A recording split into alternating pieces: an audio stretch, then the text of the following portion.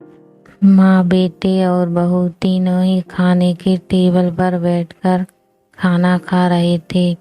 खाते समय लड़का अपनी पत्नी को बोला, सीमा, तुमने आज भी दाल चावल बनाया। खाना बनाने में तो आलस मत किया करो तुम।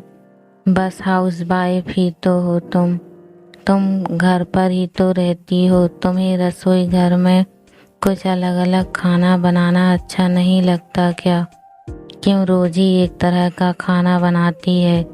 सीमा बोली, मैं आज सूजी की खीर बनाने वाली थी, पर रसोई में सूजी खत्म हो गई।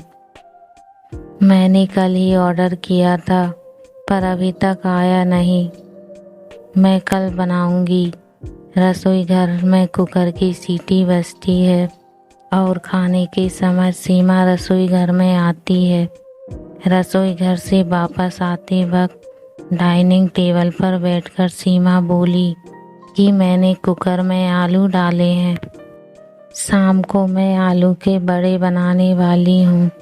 यह सुनकर उसके सास को भी खुशी हुई। गोपाल बोला, अच्छा है, तुम दोनों को तुम्हारी पसंद की चीज बनाने में और खाने में बहुत मजा आता है। ऐसे में दरवाजे की बेल बजी। सीमा वापस खाने के टेबल पर से उठी और दरवाजा खोला। डिलीवरी बॉय सूजी लेकर खड़ा था। पार्सल लेकर सीमा वापस खाने के टेबल पर खाना खाने के लिए बैठी। तभी माँ बेटे से बोली कि तूने अगर दरवाजा खोला होता तो फिर क्या होता? बेचारी ठीक से खाना भी अच्छे से खा नहीं सकती। तो बेटा बोला, सॉरी, मैं उठ नहीं सकता, मुझे ऑफिस जाने के लिए देर हो रही है। फिर रूम में चला जाता है। वो सीमा को आवाज़ देता है, मेरी फाइल मिल नहीं रही है, तुम ढूंढ कर दो सीमा। फिर एक बार खाने की टेबल से उठने वाली थी और उसकी तरफ जाने वाली थी, तभी सास ने उसे रोका। छोटा बच्चा नहीं है वो, खाओ तुम खाना। थोड़ी देर बाद रूम से गोपाल की आवाज़ आई, फाइल मिल गई।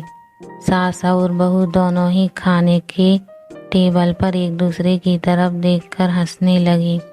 गोपाल ऑफिस जाने के लिए निकल गया। सीमा ने सारा काम खत्म किया। रात को आलू बड़ा खिचड़ी भी बनाई। खाना देख गोपाल और सास को सो गए। सीमा सब काम निपटा के सो जाती है।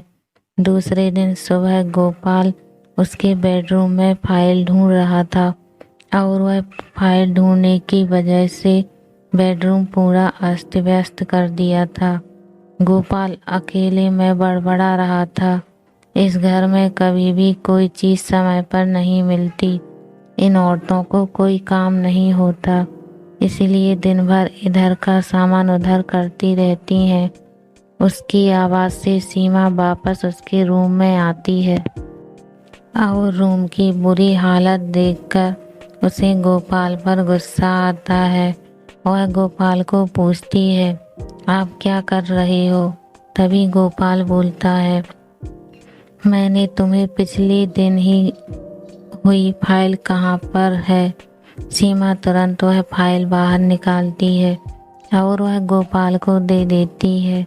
सीमा गोपाल को कहता है, इतना सारा सामान बिखेरने से पहले मुझे एक बार पूछा तो होता, कितना सामान बिखरा पड़ा है। मैं क्या दिन भर यही काम करती रहूं? उल्टा गोपाल सीमा पर चिल्ला देता है और बोलता है कि क्या काम रहता है दिन भर तुम्हें? इतना काम भी तुम नहीं कर सकती क्या? दिन भर सोती ही रहती हो सिर्फ।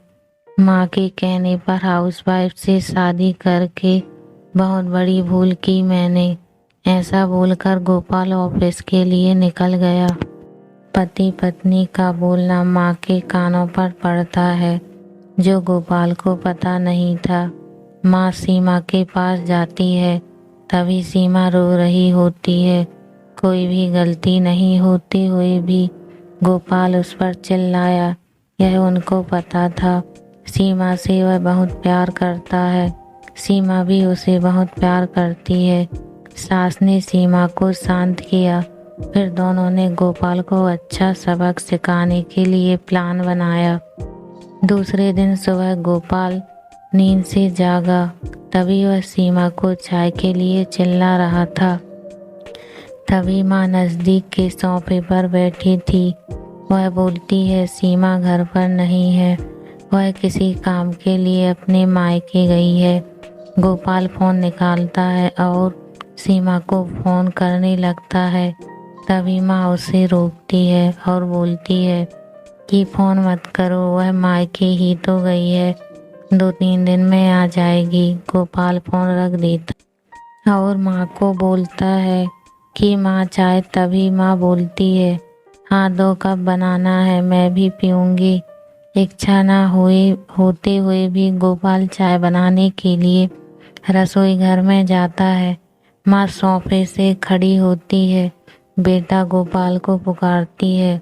वो सोचने लगता है कि माँ उसे रोकेगी और खुद चाय बनाएगी, पर माँ बोलती है, मेरी चाय में शक्कर कम डालना।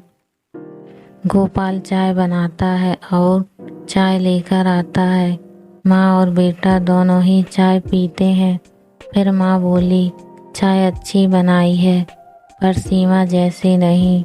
वो चाय बनाती है तब तुलसी के पत्ते डालती है। उस चाय की तो बात ही अलग होती है बेटा। कोई बात नहीं, अगली बार तुम चाय बनाओगी तब ध्यान में रखना। गोपाल उसकी माँ को देखते ही रह जाता है। थोड़ी देर बाद गोपाल उसकी माँ को बोलता है, माँ आज मैं मटर पनीर खाना चाहता हूँ। माँ फिर से गोपाल की तरफ देखकर बोली, अरे वाह, आज मेरा बेटा मटर पनीर बनाएगा और मुझे खाने के लिए देगा। अच्छा हुआ, बहुत दिनों से मटर पनीर खाने की इच्छा हो रही थी। तभी गोपाल बोला, अरे माँ, मटर पनीर आपको बनाने के लिए कहने वाला था। तभी उसे माँ बोली, नहीं बेटा, मेरे घुटने बहुत दुखते हैं, मैं इतनी देर रसोई घर में खड़ी नहीं रह सकती।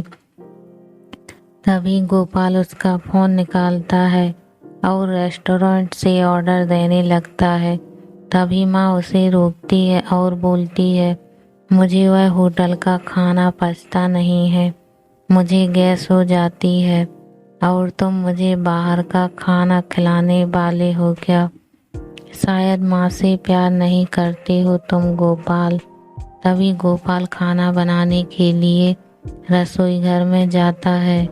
1 घंटे बाद तैयार होता है। 2 थाली में खाना लेकर गोपाल उसकी माँ के पास आता है। गोपाल ने दाल चावल बनाया है। यह माँ देखती है।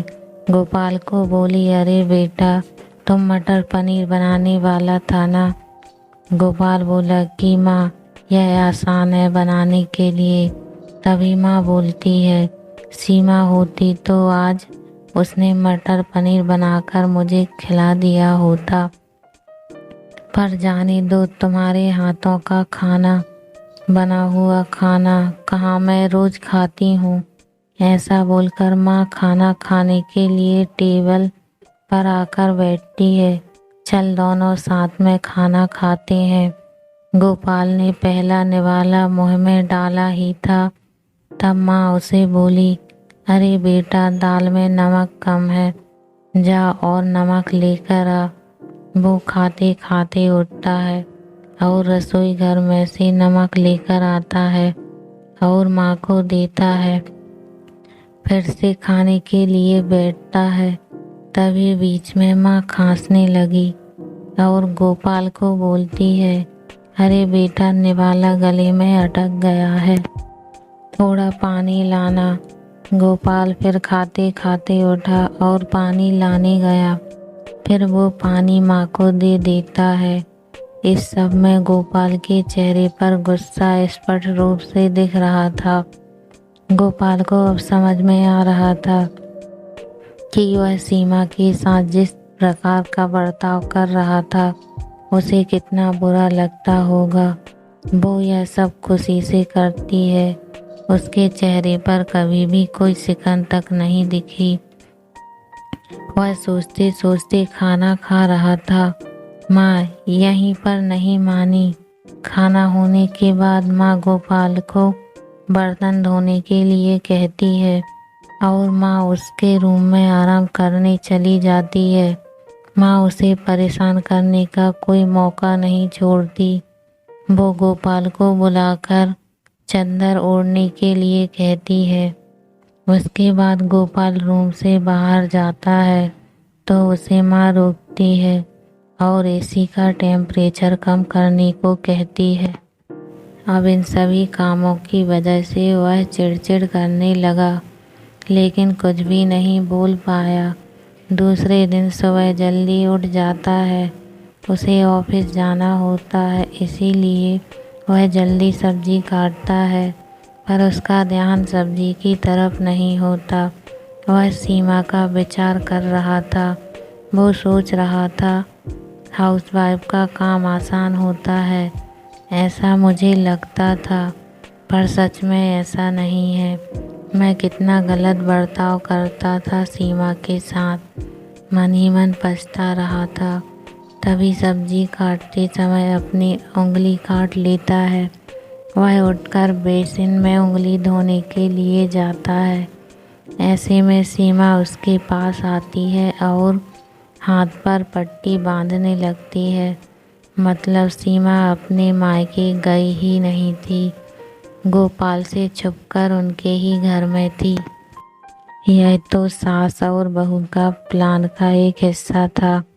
गोपाल सीमा को देखकर खुश हो जाता है। वह उससे माफ़ी मांगता है। वह सीमा को बोलता है कि घर का काम करना बहुत आसान होता है। तुम घर पर रहती हो, तुम्हें क्या काम रहता है, ऐसा मैं हमेशा बोलता था, पर एक ही दिन में मुझे सब समझ में आ गया। मैं तुम्हें ऐसा कभी भी नहीं बोलूँगा और इसके आगे हम एक साथ घर के काम करेंगे।